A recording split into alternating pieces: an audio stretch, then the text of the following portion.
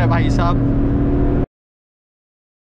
नमस्ते दोस्तों, स्वागत है आपका मेरी एक और नई वीडियो में। और आज हम जिस कार के बारे में बात कर रहे हैं, यह 2010 की मारुति सुजुकी ऑल्टो।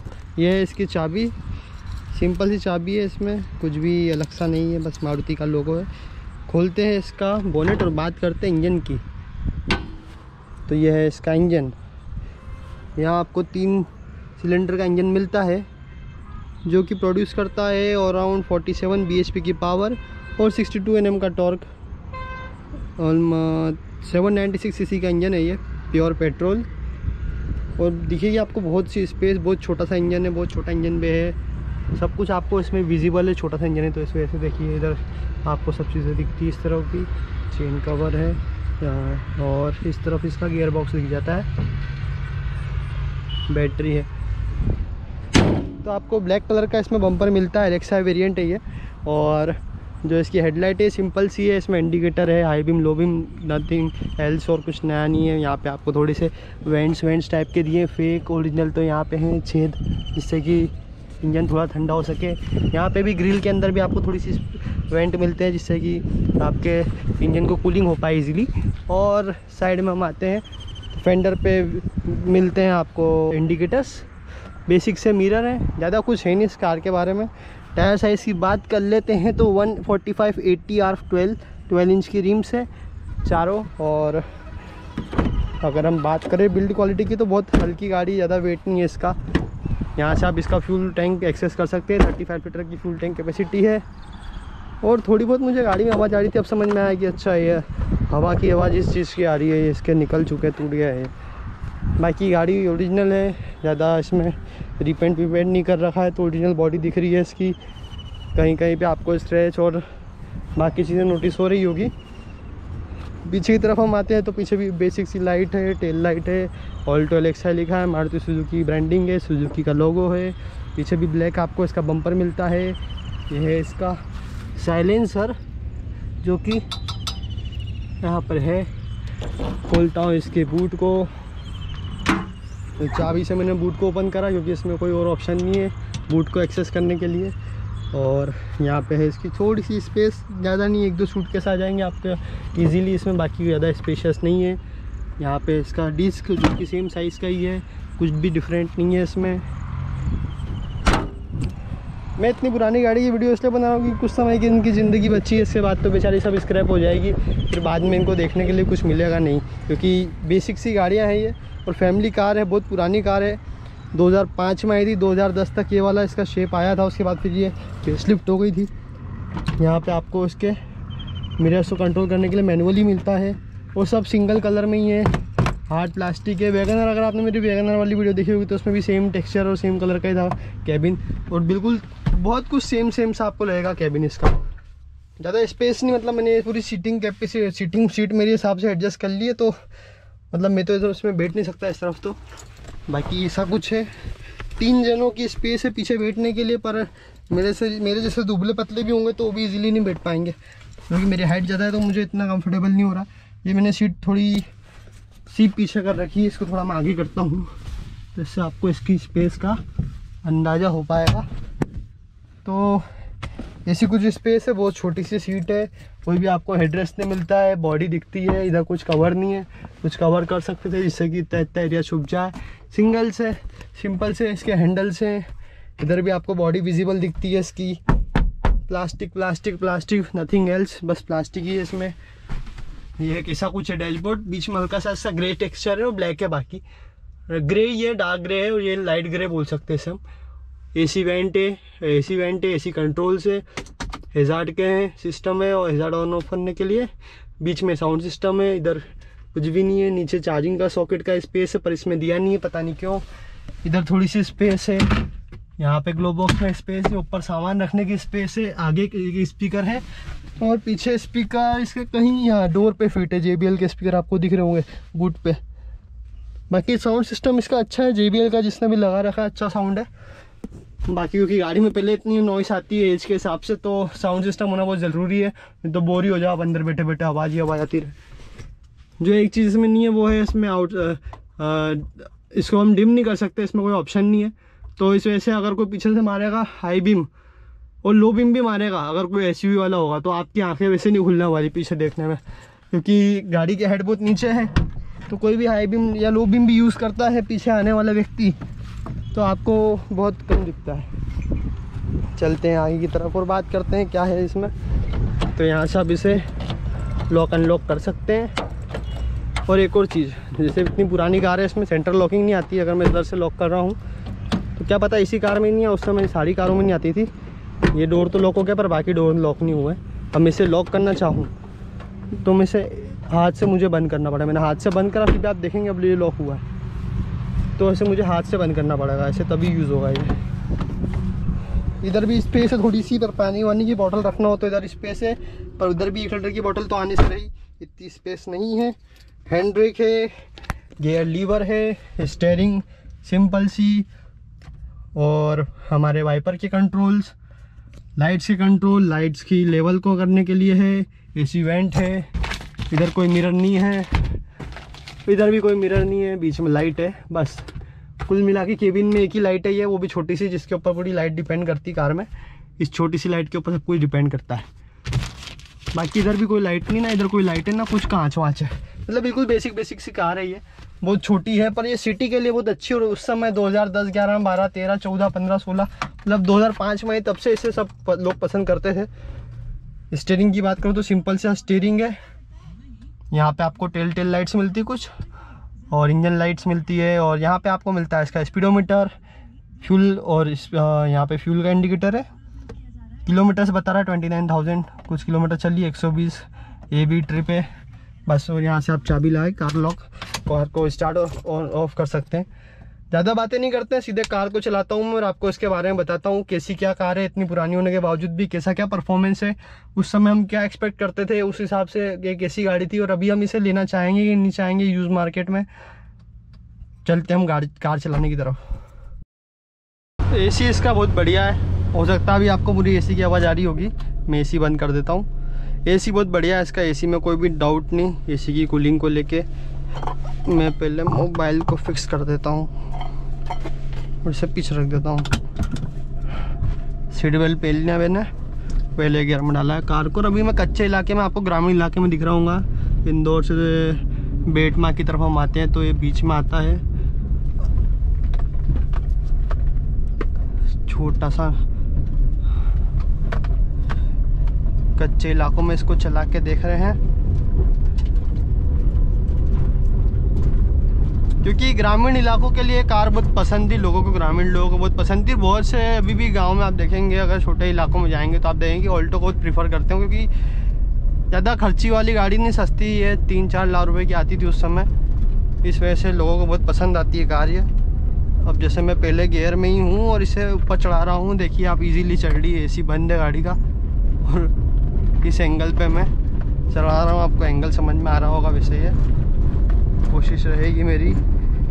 तो आपको कार में नॉइज़ भी आ रही होगी थोड़ी बहुत, क्योंकि एज के हिसाब से आती ही है। इतनी जो एज हो गई है कार की, उस हिसाब से थोड़ी नॉइज़ तो आपको आएगी ही। सस्पेंशन भी इसका अच्छा है, कोई ऐसा मुझे इशू फील नहीं हुआ। और हम आते हैं अब रोड पे। सेकेंड गियर और ये थर्ड गियर, फोर्थ गियर। 100 की स्पीड पकड़ने में तो इसको बहुत समय लगता है। 17 सेकंड मैंने पड़े थे, ऐसे कुछ मैंने ऐसे ट्राई किया नहीं, क्योंकि ऐसी कोई खाली रोड मुझे मिली नहीं कि मैं इसे इतना लंबा स्ट्रेच कर पाऊँ। पर ये आप देख रहे हैं कि 80 पे तो मैं पहुंच चुका हूं। और बहुत सा साउंड आ रहा होगा आपको, हो सकता है एयर का, मेनली हवा कटने की आवाज़ बहुत आ रही होगी, टायर का साउंड आ रहा होगा, और साथ ही साथ इंजन का साउंड भी आ रहा होगा। 90 की स्पीड पे हूँ। स्टीयरिंग में आपको इतना कोई फील एंड फीडबैक तो मिलने से रहा गया, इस बजट की कार थी तो कुछ इतना मिलने से रहा। परफॉर्मेंस की बात करें तो आपको परफॉर्मेंस विदाउट एसी चलाने में, अगर आप एसी यूज़ नहीं करते तो अगर आप कार को चलाते तो आपको थोड़ी पावर फील होगी। पर अगर आप इसे एसी में चलाएंगे, जैसे मैं एसी ऑन करता हूँ और फैन ऑन करता हूँ, ऐसा लगता है कि 10-12 घोड़े भग गए गाड़ी के, 10-12 हॉर्स पावर कम हो गई कार में से। मतलब 47 हॉर्स पावर प्रोड्यूस करती है ऑलमोस्ट। तो जैसे मैं एसी ऑन ऑफ करता हूँ, जैसे अभी एसी ऑन कर रहा हूँ, मुझे फील होता है कि जैसे 5 जने बैठ गए हो गाड़ी में या फिर पावर कम हो गई हो। और जैसे एसी को मैं ऑफ़ करता हूँ वैसे मुझे पावर में फील पता चलता है। तो मतलब कि इतनी कोई पावरफुल कार है नहीं, उस हिसाब से एसी में अगर आप 5-6 लोगों को बिठा के चलाते हैं तो आपको ज़रूर फील होगा कि इसमें पावर की कमी है। पर ये कार मैं आपको बोलूँगा 80 से 90 की गति के लिए बनी है, इससे तेज़ से चलाना प्रेफर ना करें। यहाँ हमारे आगे कोई ये ट्रक जा रहा है, नया है। क्या ये इलेक्ट्रिक ट्रक है? हाँ, ये एक इलेक्ट्रिक ट्रक है आयशर का। गुड। आगे ही आयशर का प्लांट है, तो हो सकता है पीथमपुर जा रहा हो ये। और 80 की गति क्रॉस करते हुए, मतलब मेरे को सिटी के लिए तो बहुत अच्छी कार लगी। और अगर सिंगल भी किसी को घूमना हो, ज़्यादा पैसे खर्चा ना करना हो, तो उसके लिए तो अच्छी कार है, क्योंकि इसमें ज़्यादा इलेक्ट्रॉनिक नहीं है। जो आपको यूजेबल चीज़ें आज के समय में चाहिए सब मिलती ही है। पावर विंडो की कमी है, वो आप चाहो तो आफ्टर मार्केट लगवा लो, या VXI वेरिएंट में आपको फ्रंट टू पावर विंडो तो मिलते ही थे। इसमें 100 की स्पीड पे पहुंच गया हूँ मैं। कार आपको इतनी स्टेबल फील नहीं होगी अगर हल्के फुल्के जॉइंट्स आएंगे तो। बाकी कार ऐसी कोई हवा में भी नहीं उड़ रही है कि ऐसा लग रहा हो कि उड़ी जाएगी, इतनी हल्की है। तो उसके बावजूद भी रमलर्स पे आपको सस्पेंशन पता चल रहा हो, बस हवा की आवाज़ आ रही होगी मेरे हिसाब से वीडियो में बहुत ज़्यादा। इसलिए मैं कोशिश कर रहा हूँ कि थोड़ा ज़ोर से बोलूँ ताकि मैं आप सबको ईज़िली मेरी आवाज़ आ पाए। और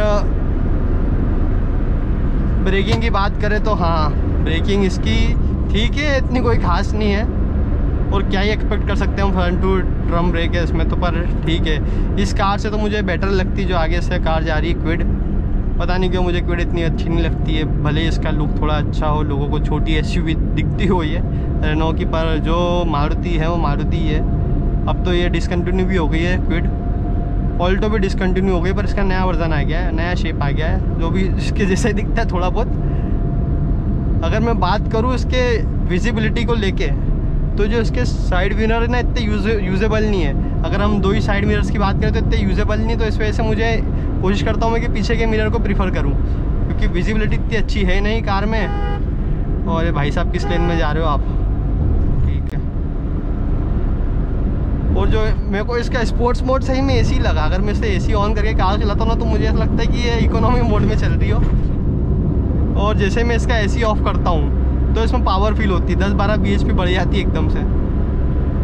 तो हो सकता है कि अगर आप 5 लोगों को बिठा के चलाएंगे, इसको AC में यूज़ करेंगे, तो आपको बहुत फ़र्क पता चलेगा। अगर आपको इसकी 2021-22 वाले वेरिएंट मॉडल और वेरिएंट के बारे में देखना हो, VXI वेरिएंट के बारे में, तो मैंने उसकी वीडियो भी यूट्यूब पर डाल रखी। मेरी फैमिली में एक ऑल्टो है ऑलरेडी, मतलब 3-4 ऑल्टो ऐसे देखा जाए तो। सब फर्स्ट कार तो सब ऑल्टो लेते हैं ऑलमोस्ट, आप देखेंगे तो। और 14 में भी एक ऑल्टो थी हमारे यहाँ, और 20 में भी ऑल्टो है। भले अब आप कितने भी लेटेस्ट कार चला लें, पर जो ये बेसिक सी कार है ना, ये सब बहुत अच्छी है और ज़्यादा खर्चे नहीं इनमें, ना आपको इतना नुकसान होता है। ये उन लोगों के लिए बात कर रहा हूँ मैं जो एंथुजियास्ट नहीं है, जो बस कार को as a family car use करते हैं। अगर आप समझो कि एंथुजियास्ट हो के तुम ऐसी बातें कर रहे हो, तुम कार के शौकीन हो के, इंजन की शौकीन होने के बाद ऐसी बात कर रहे हो, तो भाई साहब मेरे शब्द में वापस लेता हूँ। ये मेरे लिए तो बिल्कुल भी कार नहीं, मुझे इतनी खास पसंद भी नहीं है ये। पर मैं इसे सिटी में जरूर चलाना चाहूँगा कि अगर मुझे ट्रैफिक क्रॉस करना है और ट्रैफिक में चलाना है, तो ये कार अच्छी है, नो डाउट। और बस अभी तो 5th गियर में चला रहा हूँ। अब इसे एक बार एक्सेलरेट करेंगे हम। मैं जैसे कोई यूटर्न आता है तो इसे यूटर्न मारते हैं। ओहो,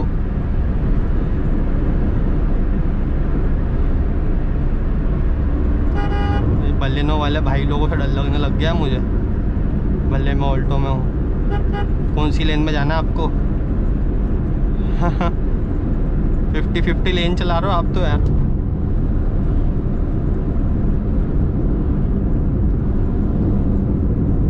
और अगर मैं बोलूँ साउंड सिस्टम अगर यूज़ करके मैं इस कार को चलाऊँ ना, तो मुझे इतनी कोई खास आवाज़ नहीं आएगी बाहर की और इंजन की। पर हवा की आवाज़ ज़रूर आएगी, टायर की आवाज़ ज़रूर आएगी, क्योंकि इतनी एज होने के बावजूद भी अब क्या ही बोल सकते हैं हम, होना ही है इतना तो यार। अब नई कारों में आपको ज़रूर इतना साउंड प्रूफ और सब चीज़ें मिल जाती है, पर पुरानी कारों में बिल्कुल भी एक्सपेक्ट नहीं कर सकते हम ये सब चीज़ों के मामले में, और मिलता भी नहीं है। अब यू टर्न मिलेगा, वैसे ही हम यू टर्न लेंगे और आगे की तरफ वापस से हमारा रुख करेंगे। यू टर्न का साइन तो दिख चुका है और यू टर्न आ भी गया है। बलेनो वाले भाई साहब को भी इधर जाना है क्या? इधर जाना है, इधर ही जाना है, ठीक है। पलटा लो आप भी भैया, हम भी आपके पीछे हैं। घुमाओ घुमाओ। ओमनी वाले भैया वो जान देंगे हम किडनैप हुए नहीं है।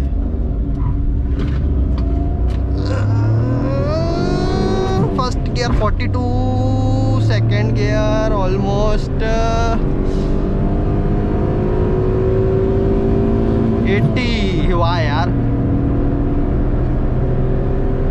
थर्ड गियर 100 पे पहुंच जाएगी गाड़ी। हाँ पहुंच जाएगी। अब इसे हम वापस से एक्सलरेट करेंगे एक बार। Engine braking, braking, speed brake नहीं, ब्रेक इतने अच्छे नहीं भैया। थोड़ा ट्रैफिक कम हो जाए फिर मैं इसे एक बार रश करूँगा। होप मेरे व्यू अच्छा आ रहा हो। हाँ सही है। क्या सिंगल होना और साथ में कैमरा यूज़ करना थोड़ा टफ हो जाता है। मैं वॉच उतार देता हूँ।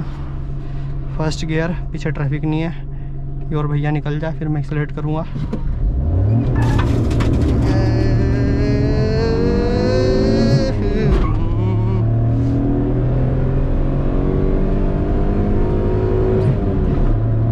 अरे भाई साहब बहुत ज़्यादा इंजन की आवाज़ आ रही है। और ये 100।